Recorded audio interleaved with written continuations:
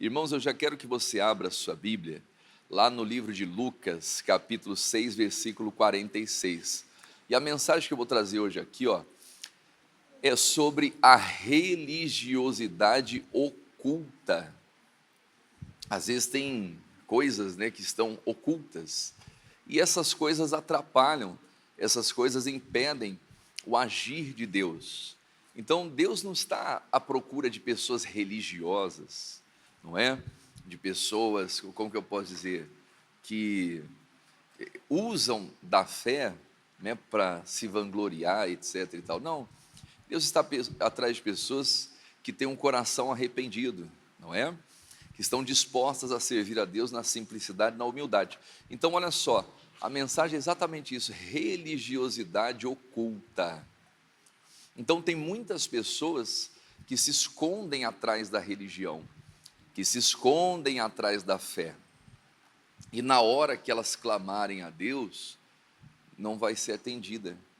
Na hora que elas buscarem a Deus, não haverá resposta. Então Deus não responde aos religiosos, Deus responde àqueles que vivem pela fé. Amém? Então Lucas capítulo, deixa eu pegar aqui, capítulo 6, versículo 46, é nosso ponto de partida aqui, Lucas 6, 46, tá bom? A religiosidade oculta. 6,46. Olha só o que a Bíblia diz aqui, eu já vou entrar direto ao ponto. E por que me chamais Senhor, Senhor, e não fazeis o que eu digo? Então Jesus estava questionando aqueles fariseus religiosos que diziam Senhor, Senhor, mas não obedeciam à voz de Deus. Irmãos, olha só, nós temos que aprender uma coisa: nós somos servos de quem obedecemos. Alguém chega e fala assim, eu sou servo de Deus. Ok, mas o que vai comprovar isso? A obediência dela a Deus. Amém? Se não tiver obediência a Deus, não é servo. Olha só o que diz aqui em Romanos, põe ali para a gente, a Gorete que está lá, Romanos capítulo 6, versículo 16, olha só, 6,16, não sabeis vós a quem apresentardes por servos para lhe obedecer. Continue.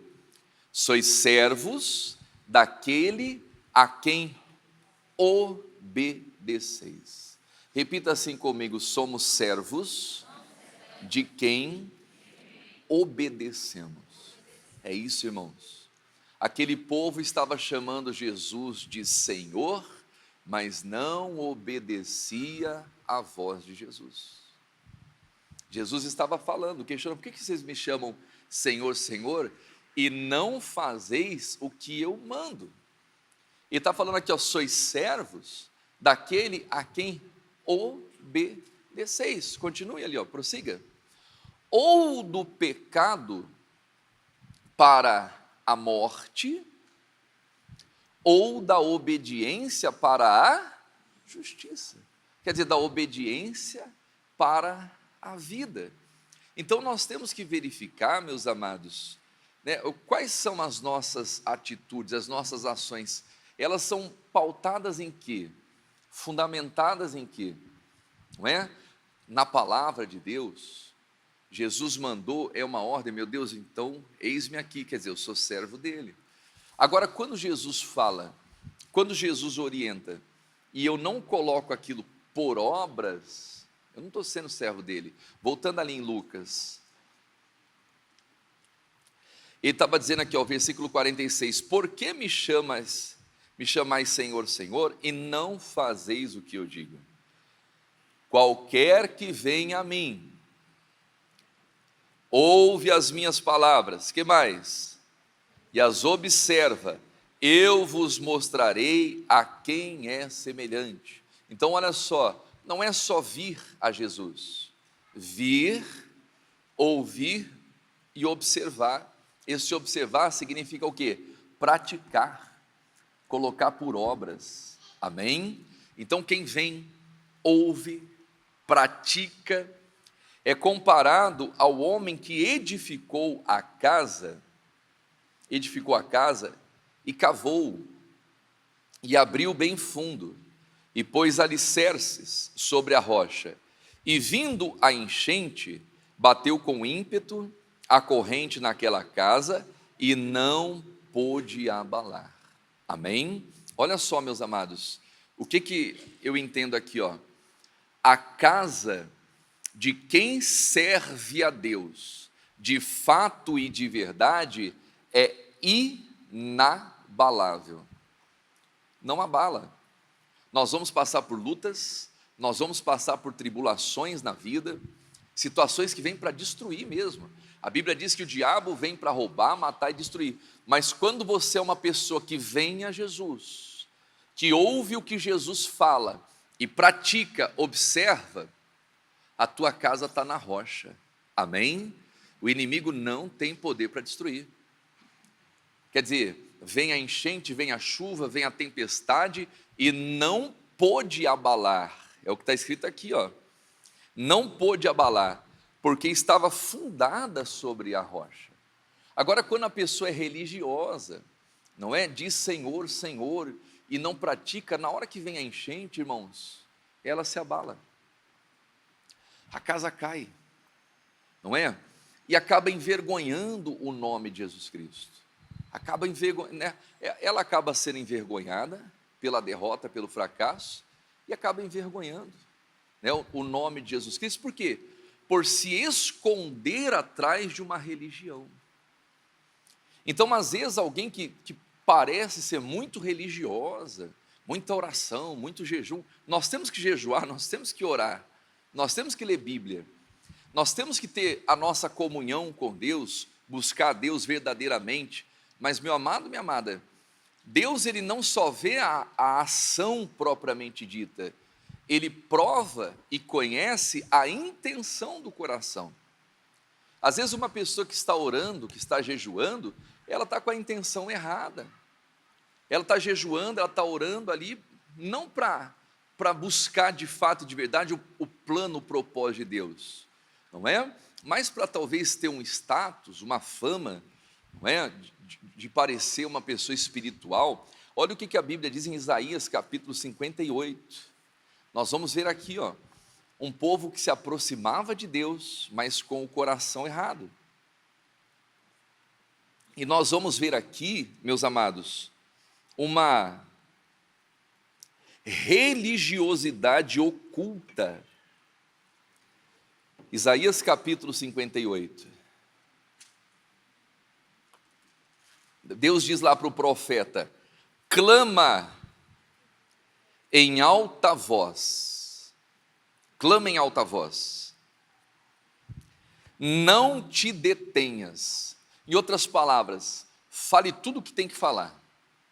Olha só, Deus estava autorizando o profeta a falar, a clamar, e falou assim: não se detenhas, não segure as palavras, pode falar. Já pensou, irmão? Né? Deus deu essa autorização para o profeta, e não era falar baixinho, ó, deixa eu contar um negócio aqui, não, para falar em alta voz. Vai lá e rasga o verbo, vai lá e fale o que tem que falar. E isso não era para os ímpios, era para um povo religioso. Diz ali, ó, e anuncia ao meu povo a sua transgressão, e a casa de Jacó os seus pecados.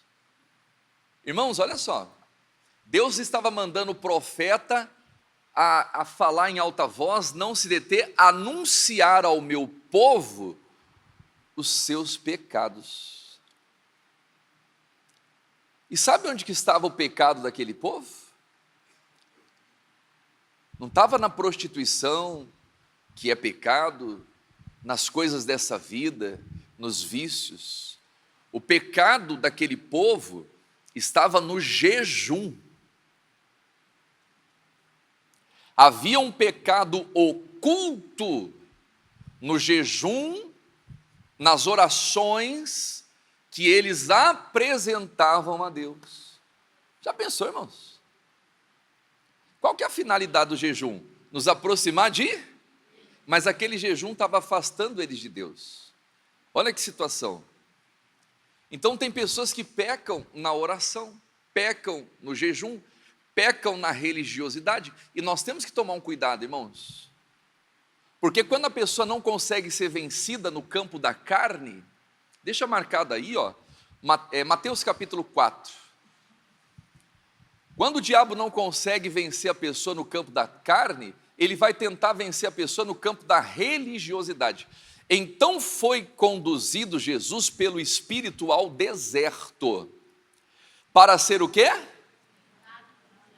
Tentado por quem, irmãos? Então olha só, nós vamos ver aqui, eu não ia nem pregar isso aqui, não tinha nem preparado esse versículo, mas nós vamos ver aqui 3 níveis de tentação. O primeiro nível de tentação, vai lá, prossiga. E tendo jejuado 40 dias e 40 noites, depois teve fome. Olha só, o primeiro nível de tentação é na necessidade humana. É quando a pessoa está com fome, e às vezes ela é tentada e ela acaba pecando aí, por causa de necessidade. Então tem pessoas que tropeçam por causa de necessidade. Então Jesus estava sem comer há 40 dias e 40 noites, obviamente, né? Estava com fome, porque ele era carne, era homem. E quem aparece na hora da fome? Olha lá, prossiga.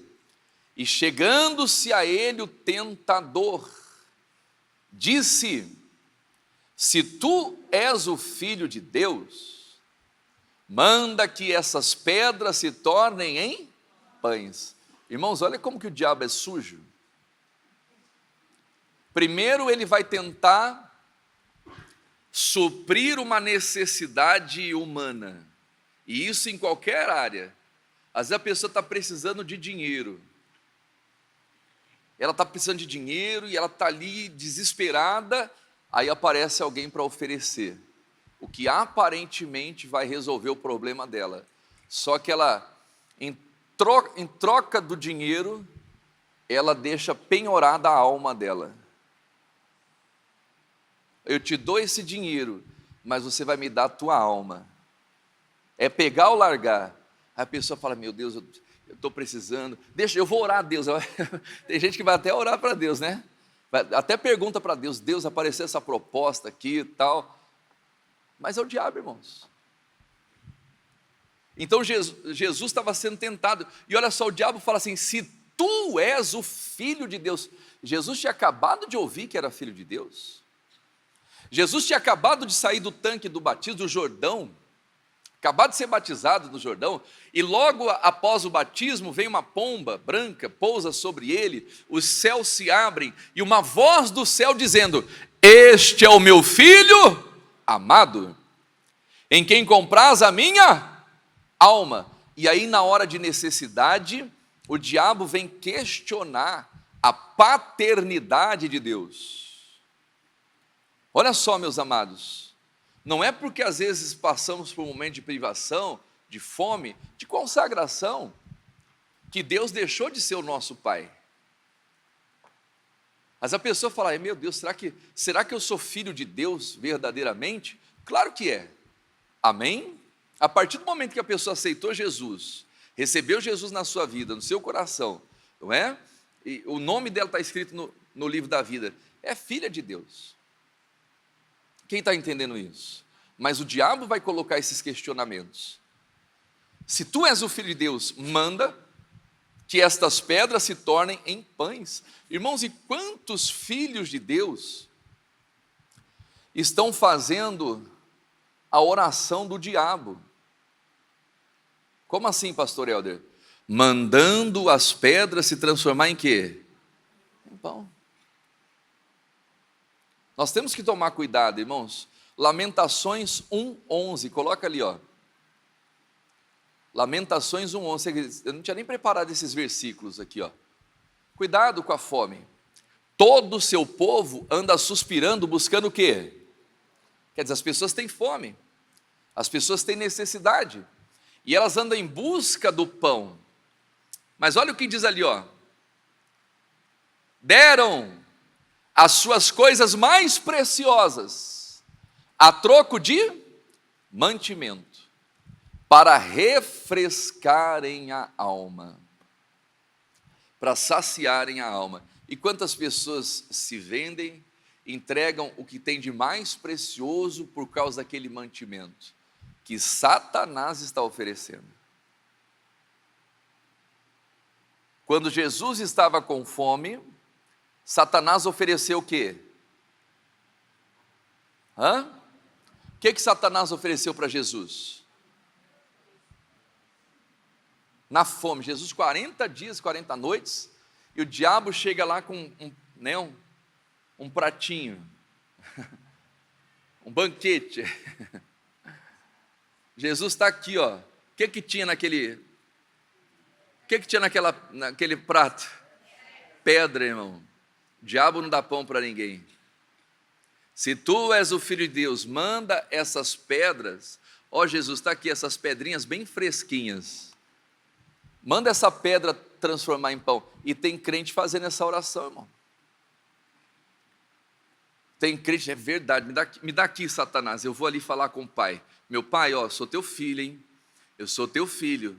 O diabo acabou de me perguntar ali, ó, se eu sou filho de Deus, manda essas pedras transformar. Então transforma, pai. Tem gente que está fazendo essa oração, irmão.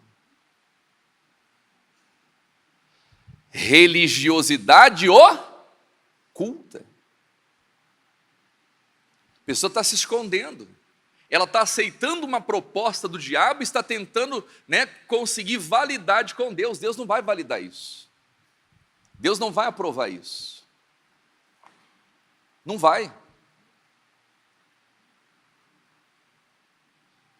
Deram em troca de mantimento para refrescarem a sua alma. Olha a consequência quando alguém aceita esse pão. Vê, Senhor, e contempla, pois me tornei o quê? Desprezível. Quer dizer, a pessoa se torna desprezível, perde o brilho, perde a luz, perde a força. Você vê a pessoa está lá só no pó, por quê? Porque ela aceitou o pão. Volta lá em Mateus capítulo 4, onde estávamos.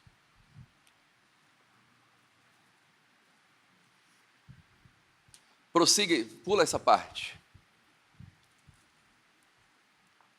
Ele, porém, respondendo, disse, está escrito. Olha o que Jesus diz para o diabo: nem só de pão viverá o homem, mas de toda palavra que sai da boca de Deus. Amados, nós não podemos ser religiosos e aceitar o banquete empedrado do inimigo. Quem está entendendo? Não. Quer dizer, no campo da carne, da necessidade física, Jesus foi mas depois da carne vem o quê? Olha lá, continue. Qual que é o segundo nível de tentação aqui, ó? Então, o diabo o transportou aonde? Cidade Santa, Jerusalém, labareda de Deus. Ficai em Jerusalém até que do alto sejais revestido do quê? Mas às vezes até em Jerusalém o diabo engana as pessoas. Até na Cidade Santa o diabo consegue ludibriar as pessoas e ele usa até a Bíblia. E nós precisamos identificar se aquela palavra vem de Deus, se aquela palavra vem do homem ou se aquela palavra vem do diabo. Não é? E o Espírito, o nosso Espírito recebe a testificação quando a palavra vem do Espírito. Jesus é transportado à Cidade Santa, continue, e colocou-o aonde? Irmãos, o diabo coloca as pessoas no topo, ele coloca a pessoa lá em cima. Oh, você é de Deus, hein? Você é de jejum, de consagração, não tem ninguém nessa igreja que é igual você, você é diferente de todo mundo, cuidado, hein?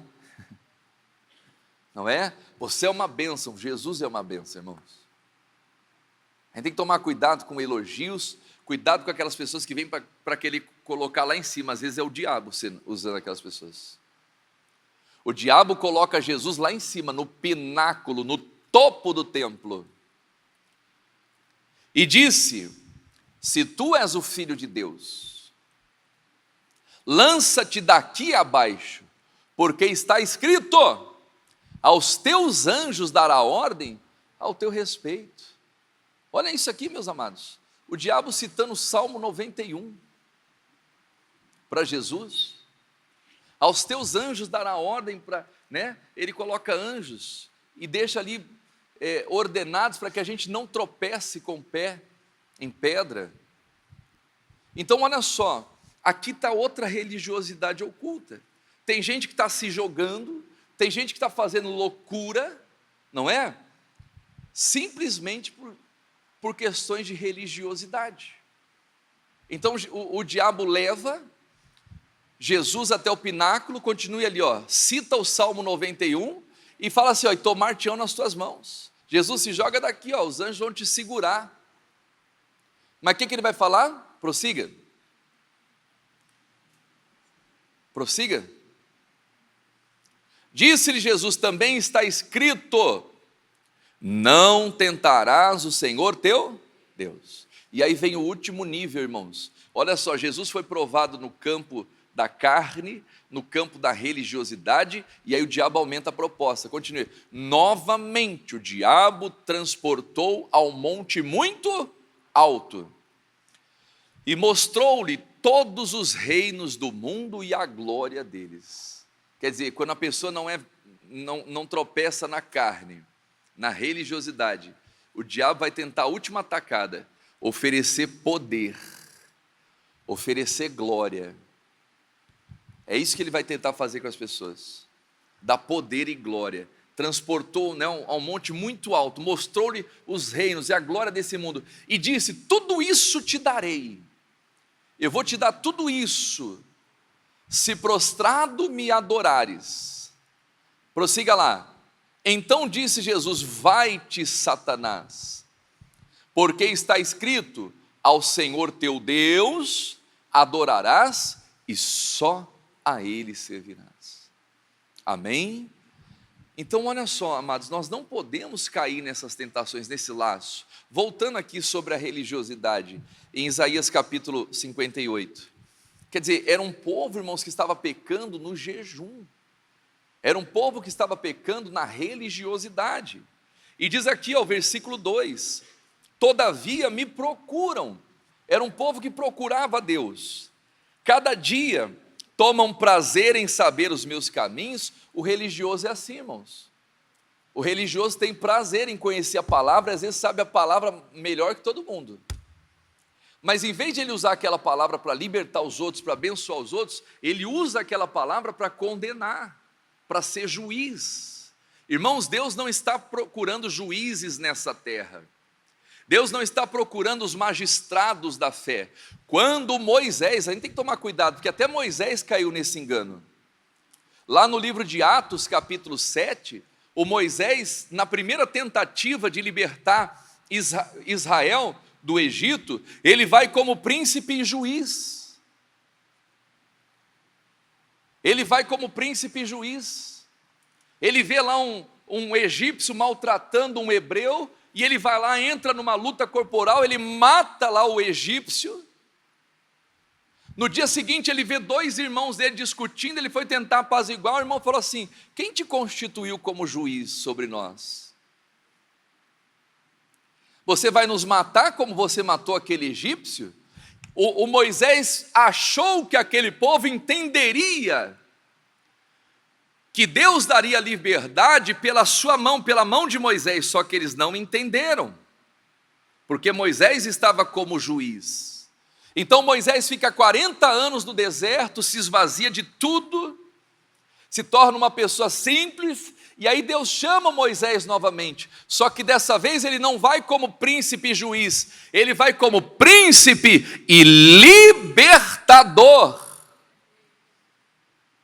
Ele vai como uma autoridade para colocar o povo em liberdade. Então, amado, amada, a oração, o jejum não é para transformar as pessoas em juízes, em julgadores, mas em libertadores, que vão usar aquele benefício, aquele conhecimento, aquela unção para poder libertar as pessoas, assim como Jesus fazia.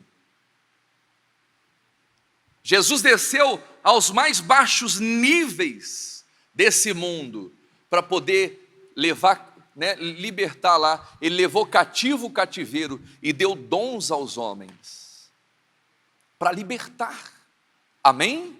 Então aquele povo diz aqui, tomam prazer nos meus caminhos, em saber os meus caminhos, como um povo que pratica a justiça e não deixa o direito do seu Deus. Perguntam-me pelos direitos da justiça e têm prazer de se chegar a Deus. Só que estava pecando, irmãos. Deus estava falando para esse povo, anuncia-lhe os seus pecados. O versículo 3, dizendo: porventura jejuamos nós e tu não atentas para isso, porque afligimos a nossa alma e tu não sabes?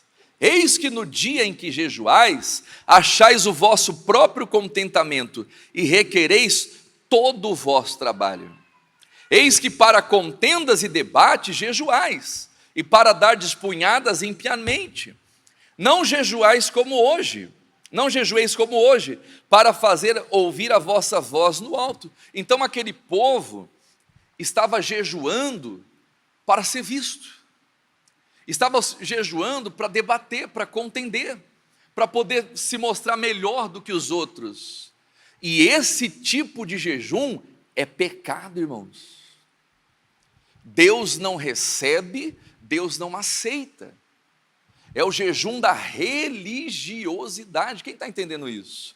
Havia uma religiosidade oculta por trás daquele jejum. Então nós temos que tomar cuidado, meus amados, com essas religiosidades ocultas, quando estamos praticando algo em favor de Deus. Porque podemos cair no engano de achar que estamos agradando a Deus quando não estamos. Olha o que a Bíblia diz aqui, em Lucas capítulo 18, versículo 9. Coloca para a gente, o Gorete, na NBV, por favor. Lucas 18, capítulo 18, versículo 9. Olha lá. Depois ele contou uma parábola a alguns que se orgulhavam das suas boas qualidades e desprezavam quem? As outras pessoas. Irmãos, olha só, ele conta a parábola sobre algumas pessoas que se orgulhavam dos bens que faziam e desprezavam os outros. Prossiga. 2 homens foram ao templo orar. Um deles era um fariseu e o outro era o quê?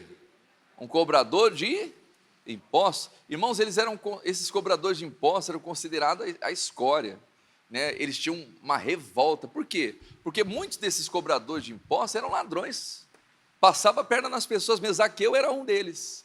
E Jesus foi dormir na casa do Zaqueu, não para compactuar com o pecado, nem para passar pano no pecado de Zaqueu, mas para poder transformar a alma dele. Amém? Porque até mesmo esses cobradores de impostos têm alma, e Deus quer salvá-los. Olha só, um deles era um fariseu, o outro cobrador de impostos. E volta lá um pouquinho. Isso, prossiga. Em pé, o fariseu orava assim: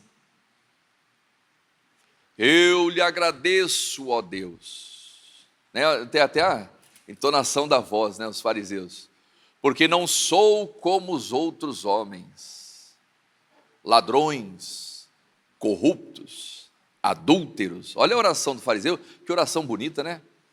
Já pensou? Você chega na igreja, está lá: eu te agradeço, ó Deus. Levante as mãos aos céus, igreja. Eu te agradeço. Repita comigo: te agradeço, ó Deus, porque não sou como os outros, ladrões, corruptos, adúlteros, que mais? E especialmente como aquele cobrador de impostos ali, ó. Sabe aquela oração que a pessoa está orando, mas ela não está orando para Deus, ela está querendo mandar um recado para alguém? Tem gente que é assim? É ou não é? Ela não está orando, ela está mandando um recado para alguém. Então aquele homem estava orando em voz alta, graças a Deus, não sou como corrupto, não sou como adúltero, sou como aquele fariseu ali, ó. Aquele cobrador de impostos ali, né? Quer dizer, não era uma oração dirigida para Deus, irmão. A pessoa está usando a religiosidade, usando a Bíblia, às vezes para atacar alguém. Isso é covardia, irmão. Se alguém tem alguma coisa contra alguém, chega na pessoa e resolve. Fulano, deixa eu conversar com você, uma coisa séria, isso.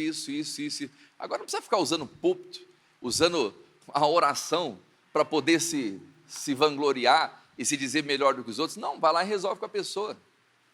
A igreja não é lugar de oração dirigida, não. Hoje eu vou pregar, aquele irmãozinho pisou no meu calo, ele vai lá no culto hoje.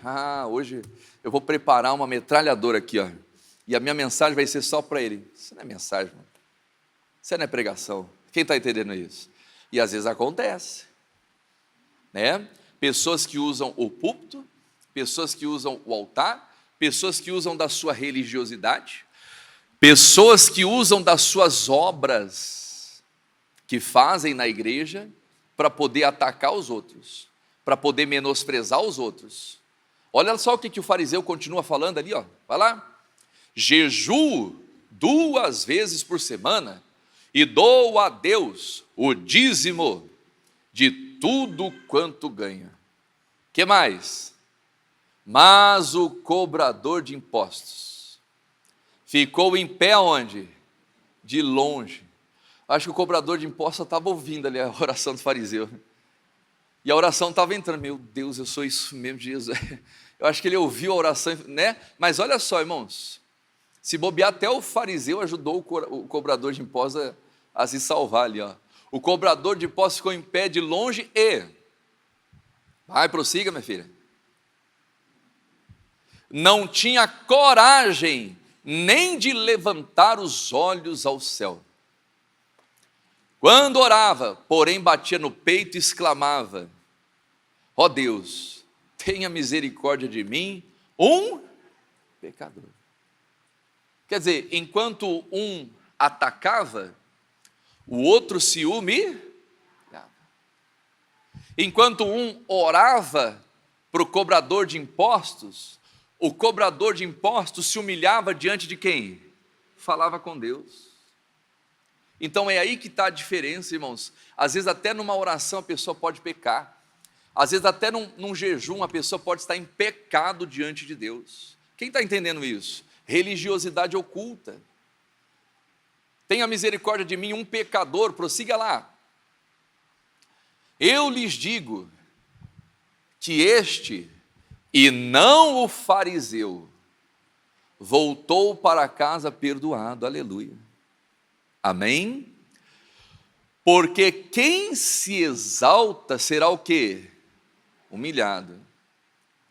E quem se humilha será exaltado. Amém? Quer dizer, o pecador estava se humilhando diante de Deus. Deus exaltou ele. O fariseu estava se exaltando diante de Deus e diante dos homens. Deus humilhou ele. Amém?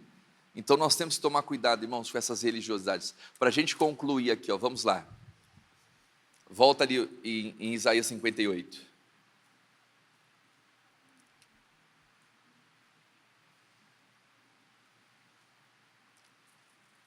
Versículo 5. Seria este o jejum que eu escolheria?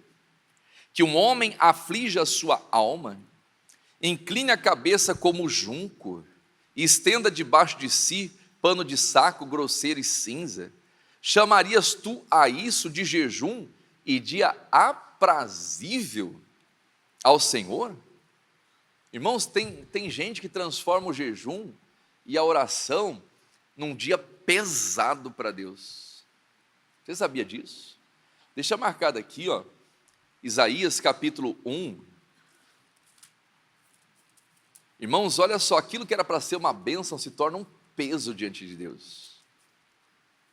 Aquilo que era para ser um sacrifício, né, suave, agradável, se torna algo pesado. Isaías capítulo 1.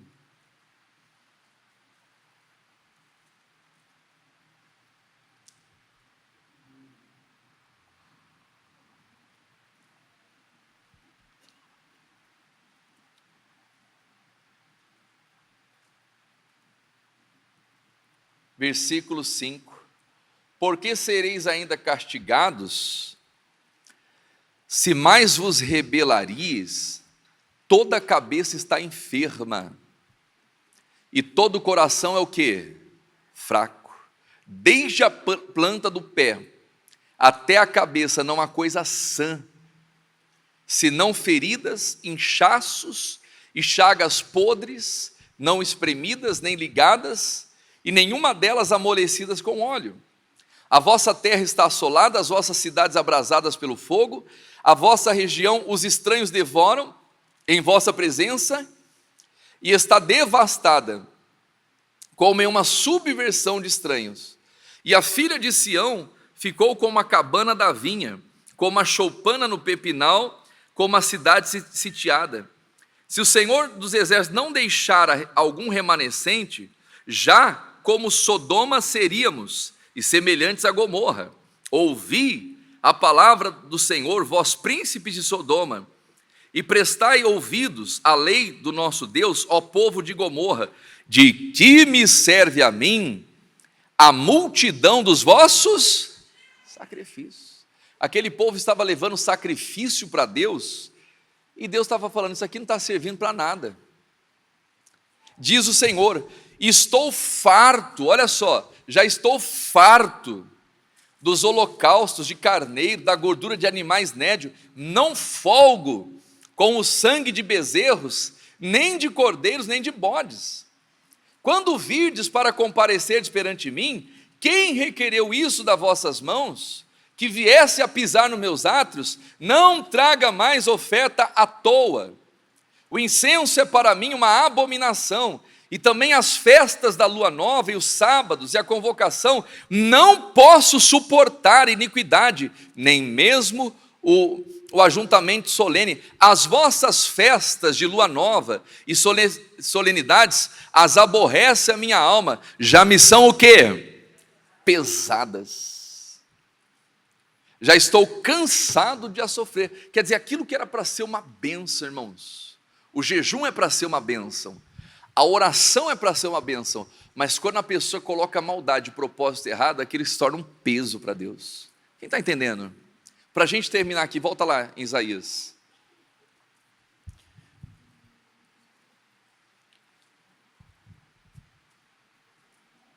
O versículo 6. Esse é o jejum que traz resultado. Porventura não é este o jejum que escolhi? Que soltes a ligadura da impiedade. Irmãos, o primeiro propósito do jejum, se desvincular do pecado. A impiedade é o pecado. O jejum é para a pessoa soltar a ligadura da impiedade. Tem gente que está ligado, grudado com o pecado, irmão, com a mentira, com a murmuração, com a fofoca. Pastor, não consigo largar esse vício. Esses dias eu vi uma matéria, já é antiga, mas começou a circular na internet, de um homem turco, que Deus abençoe ele, que ele consiga se livrar. Esse homem, o pai dele morreu de câncer no pulmão, por causa do vício do tabaco, do cigarro. E esse homem fuma, não sei como está a situação dele, mas ele fumava, 2 carteiras de cigarro por dia, e ele não conseguia parar de fumar, largar o cigarro. Então o que ele fez? Ele fez um capacete, tipo uma gaiola, uma grade de cobre, mais ou menos um capacete, parecido com um capacete de moto, só que de cobre, e ele deu a chave para a esposa e para a filha. Então ele sai com aquela gaiola na cabeça, para ele não fumar. Olha só que coisa, irmãos, olha só que, a luta desse homem para poder largar o cigarro. Se funcionar, ok, é válido, mas dificilmente vai funcionar, irmãos. Dificilmente vai funcionar. Por quê? Nós só podemos ser livres se Cristo nos libertar. Então isso é uma ligadura. Ele está ligado ao vício do cigarro.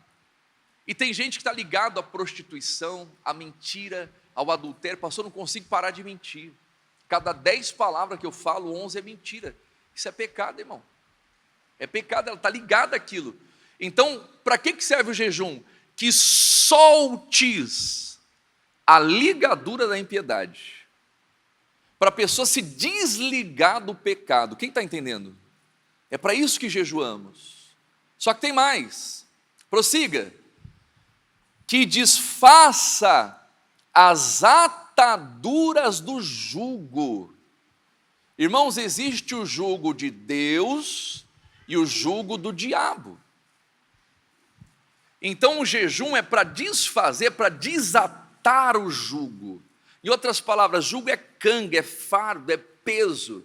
O jugo do diabo vem para destruir, como está escrito lá em Deuteronômio, capítulo 28, 47, por não servir a Deus com bondade, alegria, bondade de coração e abundância de tudo, vai servir ao inimigo, com fome, nudez, com falta de tudo, e sobre o teu pescoço virá um jugo, até que te tenha destruído. Então o jejum é para desfazer, para desatar, para tirar o jugo.